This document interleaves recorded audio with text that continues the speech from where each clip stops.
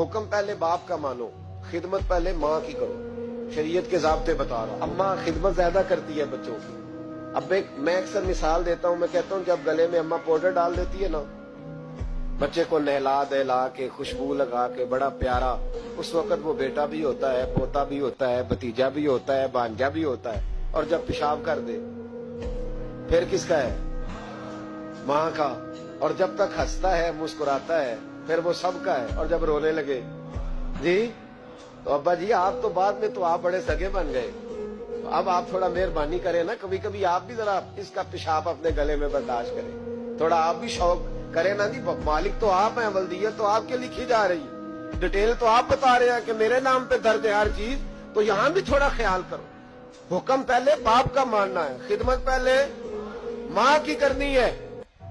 اور فرمایا میرے محبوب کریم صلی اللہ تعالی علیہ وسلم نے کہ تو نے ان سے باتیں کرنی ہے، میٹھے بول بولنے ہیں. مسند احمد میں بڑی ٹھنڈی، بڑی میٹھی، بڑی پیاری حدیث ہے.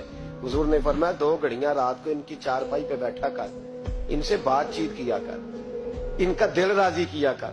فرمایا اگر تو انہیں خوش کرنے میں کامیاب ہو گیا، رب تجھے 2 حج اور 2 عمرے کا ثواب عطا فرمائے گا.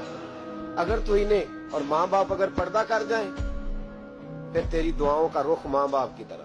امام راضی نے تفسیر کبیر میں حدیث لکھی ہے، ایک شخص پر آخری وقت طاری تھا، نزع کا عالم تھا، لوگ کلمہ پڑھاتے تھے، زبان پہ جاری نہیں ہوتا تھا.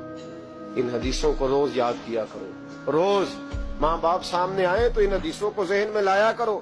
کلمہ اللہ کا ذکر ہے، زبان پہ جاری نہیں ہو رہا کلمہ. لوگ محبوب کریم علیہ السلام کے حضور ہے، یا رسول اللہ بندہ مسلمان ہے پر کلمہ نہیں جاری ہوتا. حضور نے یہ نہیں فرمایا کہ دیکھو لکنت تو نہیں، کوئی مشکل تو نہیں، کیا مسئلہ ہے، دعا کرتے. فوراً امام راضی نے لکھا ہے نبی پاک نے فوراً فرمایا پتہ کرو اس کی ماں زندہ ہے.